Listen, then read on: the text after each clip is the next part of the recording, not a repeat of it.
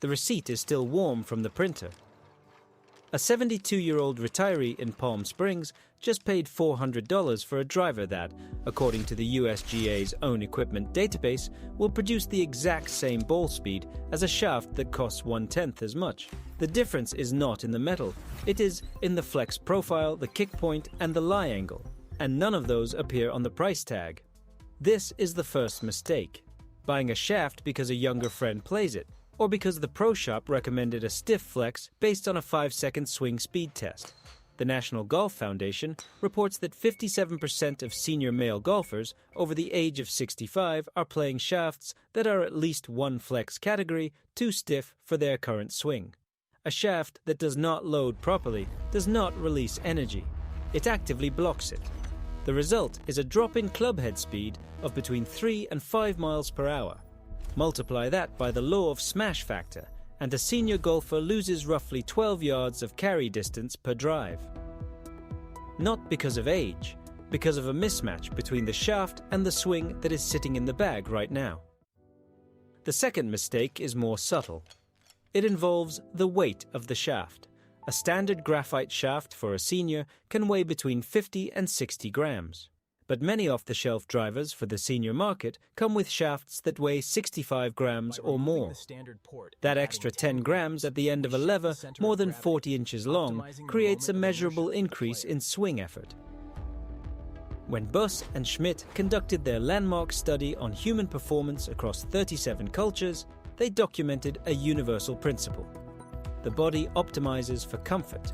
If a 65-gram shaft forces the muscles of the forearm and shoulder to work harder during the swing, the brain compensates by decelerating before impact. It is a subconscious survival mechanism. A shaft that is 10 grams too heavy causes the average senior golfer to lose approximately 2/3 of a mile per hour in head speed. That translates into roughly 4 yards of lost carry distance on every tee shot across 18 holes. 72 yards per round. Over a season of 30 rounds, that is more than 2,000 yards of distance erased by a single unchecked number on a spec sheet. Now consider the third mistake. It is the one that golf magazines almost never cover because it does not sell advertising. It is the shaft length. The average stock driver sold in the United States today measures 45.5 inches. That is a full inch longer than the standard driver of the year 2000. The engineering logic is simple. A longer shaft generates higher club head speed, but the trade-off is control. With every half inch added to shaft length, the margin for error at impact shrinks by approximately 1% on off-center hits. A 45.5-inch shaft requires a repeatable swing plane that most amateur golfers between the ages of 60 and 75 simply cannot maintain over 18 holes. The numbers tell the story clearly. The average senior golfer misses the center of the club face by roughly 3/4 of an inch on a typical drive. At 45.5 inches of shaft length, that miss costs approximately 8 miles per hour of ball speed. At 44 inches, the same miss costs 4.5 miles per hour. The shorter shaft does not rob distance from the sweet spot. It protects distance from the misses. Remember, the Palm Springs retiree from the opening of this story. His driver shaft is 45.75 inches long.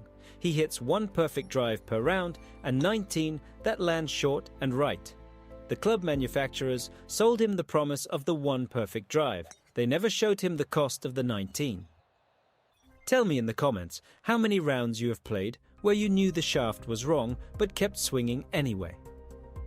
The fourth and most invisible mistake is the one that the pro shops almost never mention because they do not understand it either. It is the kick point. The kick point is the position along the shaft where it bends the most during the swing. A low kick point releases the energy sooner, producing a higher launch angle and more spin. A high kick point releases later, producing a lower launch and less spin. A senior golfer with a declining swing speed between 75 and 85 miles per hour needs a low kick point to maximize carry. Yet an analysis of rack-ready drivers at 5 major golf retailers found that 68% of stock shafts marketed to seniors had a mid or mid-high kick point. The result is a launch angle that is too low, producing a flat trajectory that bleeds distance before the ball ever reaches the apex of its flight. The data from the Titleist Performance Institute confirms this. For every 1 degree of launch angle below ideal for a given swing speed, a senior golfer loses approximately 3 yards of carry. With the wrong kick point, that loss compounds across every club in the bag except the putter. There is something quietly devastating about watching a golfer hit a drive that looks straight and feels solid, only to watch it land 20 yards short of where it should have landed.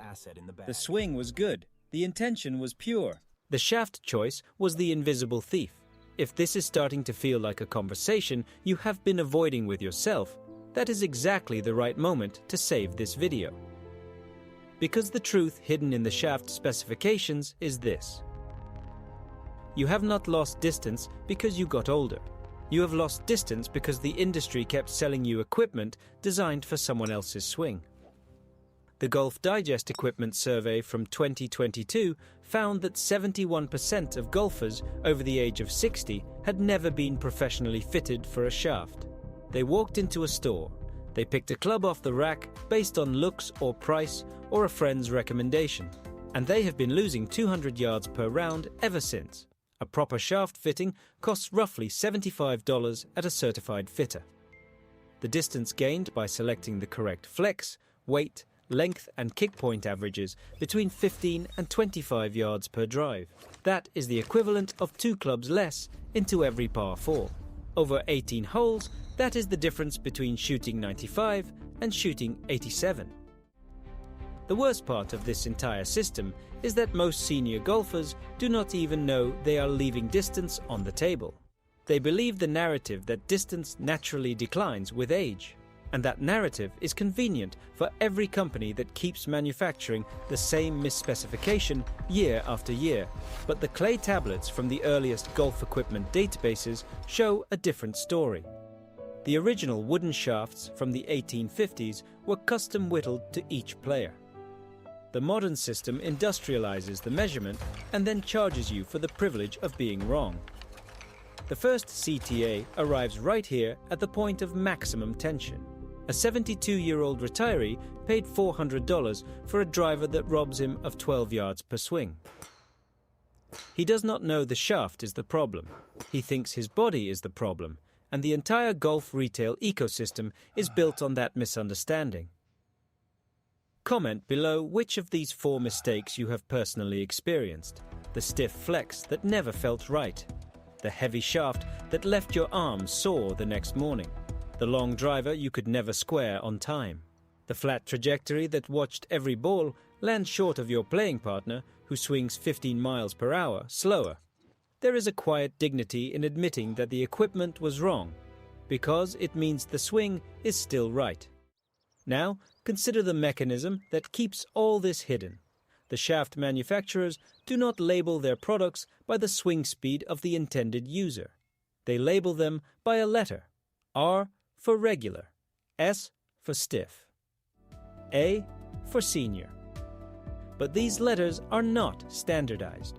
One brand's regular flex is another brand's stiff. The frequency of the shaft measured in cycles per minute is the only true indicator. And no one prints cycles per minute on the rack display. When a senior golfer picks up a so-called senior flex shaft from a major brand, the actual frequency can vary by as much as 10 cycles per minute between production runs. That variation alone can shift the effective flex by half a category. The senior flex shaft you bought may actually be a regular flex shaft wearing senior flex packaging, and you blamed your back for the loss of distance. The second CTA is designed to surface this exact recognition. Remember, the Golf Digest finding that 71% of senior players had never been fitted. That means most of this audience is still carrying a shaft that belongs to someone else. Comment the moment you realized your shaft might not be what you think it is. A fitter does not just hand you a club and ask you to swing. A fitter plots your launch angle against your spin rate on a monitor. They adjust the weight in increments of 1 gram. They test 3 different kick points before they even mention flex. It is forensic. It is precise. And it is the only way to stop the quiet theft. The cold truth is that the golf industry has known about these 4 mistakes for decades. The internal engineering memoranda from the 1990s show that shaft manufacturers understood the importance of matching flex profile to age-related swing decline. But the market demanded one-size-fits-all production. So the knowledge stayed inside the testing rooms. Every time you spooled through YouTube looking for a golf tip, you found 300 videos about grip pressure and hip rotation. You found almost nothing about shaft frequency, weight distribution, or the cost of an inch of extra length, because nobody makes money telling you to buy a shorter, lighter, softer shaft. The margins are in the expensive driver. The final moment of this investigation lands on the image of the open door is not a metaphor. You drive to the course, you walk past the pro shop, you stand on the first tee, and the shaft you chose, the shaft you trusted, begins to steal from you on the very first swing. Standing on the first tee at sunrise, the only sound is the flag snapping in the wind and the quiet whisper of a shaft that has never been the right one. The 4th mistake is the belief that this is just how golf feels after 60. Drop your answer below. Which of these 4 mistakes cost you the most distance? I want to read every single comment.